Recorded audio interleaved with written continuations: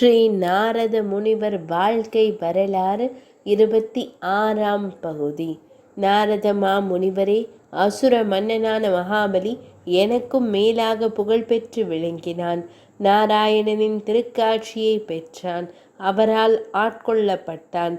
ஒரு அசுரனுக்கு கிடைத்த இந்த பாக்கியம் எனக்கு கிடைக்கவில்லையே என்ற ஆதங்கத்தில் அவனை கேலி செய்ய சென்றேன். அவனது நல்ல மனதை நான் புரிந்து கொள்ளாமல் அவமானப்பட்டு திரும்புகிறேன்.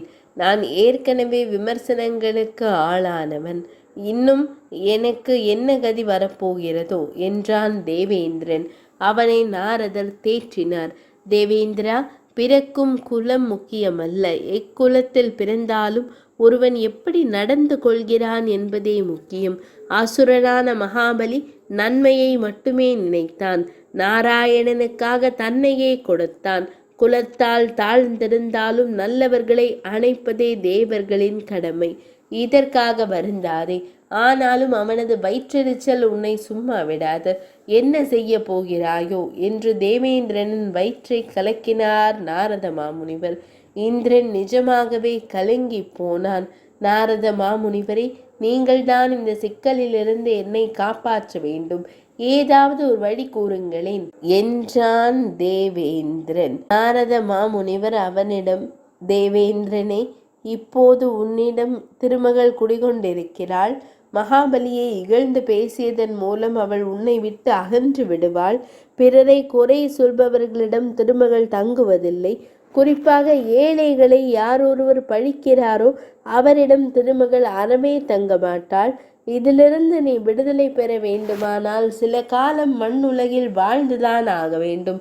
அங்கிருந்தபடியே நீ சிவபூஜை செய்து கங்கையில் சென்று நீராடு. உன் பாவம் தீரும் என்றார் நாரத மாமுனிவர். தேவேந்திரனும் அவ்வாறே செய்து திருமகளை தன்னிடம் தக்க வைத்து கொண்டான். ஒரு வழியாக மகாபலியின் சாபத்திலிருந்து நாரத மாமுனிவரின் உதவியால் தப்பி பிழைத்தான். தேவேந்திரனை காப்பாற்றிய மகிழ்ச்சியுடன் நாரத மாமுனிவர் பிரம்மலோகம் சென்றார். அவர் மனதில் நீண்ட நாளாக ஒரு சந்தேகம் இருந்தது. அந்த சந்தேகத்தை தன் தந்தையிடம் கேட்டு தெரிந்து கொள்ள விரும்பினார். தந்தையே, சிவபெருமானுக்கு ரிஷப வாகனம் எப்படி அமைந்தது? அவன் ஏன் உடலெங்கும் சாம்பலை பூசுகிறார்? அவருடைய உருவத்தின் தத்துவம்தான் என்ன என்று கேட்டார். பிரம்மதேவருக்கு பதில் தெரியும் என்றாலும் கூட ஏற்கனவே ஒரு முறை முருகனிடம் சிக்கி கொண்டது நினைவு வந்தது. ஓம் என்ற பிரணவத்திற்கு பொருள் தெரியாததால் சிறை பெற்ற தன் பழைய கதையை நினைத்து பார்த்தார். மகனே என்றாலும் கூட கலகக்காரன் என்பதால் நாரதருக்கு விடை கூற தயங்கினார் பிரம்மதேவர். நாரதா, நீ என் பிள்ளையாயிருந்தாலும் கலகக்காரன் என்பதை ஊரே அறியும். இது போன்ற சந்தேகங்களுக்கு நான் ஏதாவது விடை கூற அதை நீ சிவலோகத்தில் போய் சொல்ல பிரச்சனைகள் ஏற்படும். எனவே நீ திருத்தணிக்கு செல்வாய். அங்கே முருகப்பெருமானிடம் உன் சந்தேகத்தை கேட்பாய். அவர் உனக்கு பதில் கூறுவார் என்று சொல்லி லாவகமாக தப்பிவிட்டார் பிரம்மதேவர். தன் தந்தையின் முன்னெச்சரிக்கையை கண்டு மனதிற்குள் சிரித்து கொண்ட நாரத மாமுனிவர், உங்களையா நான் மாட்டி விடுவேன்? இருப்பினும் தாங்கள் பதில் கூற மறுத்து விட்டதால் நான் முருகனிடமே போய் தெரிந்து கொள்கிறேன் என கூறிவிட்டு முருகப்பெருமான் குடியிருக்கும் ஆனந்த லோகமான திருத்தணிகை மலைக்கு வந்து சேர்ந்தார் நாரத மாமுனிவர். அங்கே வள்ளி தெய்வானையுடன் முருகப்பெருமான் கழித்திருந்தார். நாரதரின் வருகையை அறிந்ததும் அவரை வரவேற்றார் முருகப்பெருமான். அவர் முருகனை வணங்கி, குமர பெருமானே, ஒரு சந்தேகத்தை தீர்த்து போவதற்காக வந்தேன். இது கூட தெரியவில்லையே என்று என் தந்தையை போல் என்னையும் சிறையில் அடைத்து விடாதீர்கள்.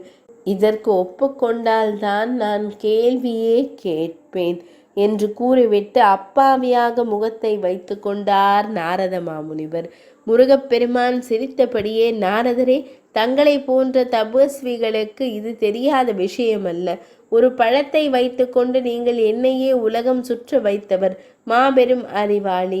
அன்னையும் பிதாவுமே முதல் தெய்வம் என்பதை எனக்கு உணர்த்தியவர். அப்படிப்பட்ட தங்களுக்கு இது தெரியாத விஷயமல்ல. இருப்பினும் தெரியாத ஒன்றை பிறர் பணிவுடன் கேட்டால் அவர்களுக்கு கற்றுக் கொடுப்பதை ஞான தானம் என்பர். தங்கள் தந்தை பிரம்மதேவர் எல்லாம் தெரிந்தவர் போல் என்னிடம் பேசினார். அதன் காரணமாகவே அவரை சிறையில் அடைத்தேன். தாங்களோ மிகுந்த பணிவோடு இக்கேள்வியை என்னிடம் கேட்டீர்கள். பதிலை கேளுங்கள் என்றவர் தொடர்ந்தார். ரிஷபமாகிய காளை தர்மத்தின் சின்னமாக விளங்குகிறது. ஒரு காலத்தில் இந்த ரிஷபம் சிவபெருமானை நோக்கி தவம் செய்தது. ரிஷபத்தின் 4 கால்களும் மனம், புத்தி, எண்ணம், அகங்காரம் என்ற 4 வடிவங்களை குறிக்கிறது.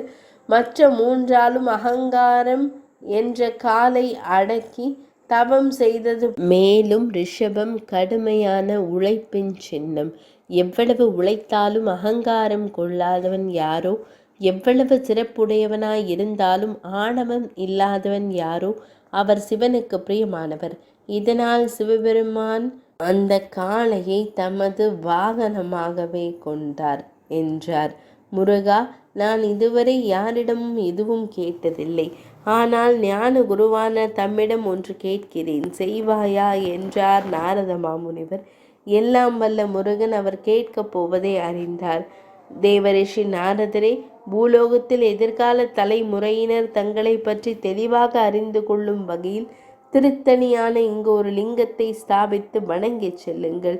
உங்கள் பெயரால் அந்த லிங்கம் நாரதேஸ்வரர் என அழைக்கப்படும். இத்திருக்கோயிலில் உள்ள தீர்த்தம் தங்கள் பெயரால் நாரத தீர்த்தம் என வழங்கப்படும் என்றார். நிறைந்த அருள் பெற்ற மகிழ்ச்சியில் நாரத மாமுனிவர் வைகுந்தம் சென்றார். நாராயண பெருமாளின் திருப்பாதத்தில் நிரந்தரமாக தங்கிவிட்டார். நாரத மாமுனிவரின் வாழ்க்கை வரலாறு நிறைவடைந்தது.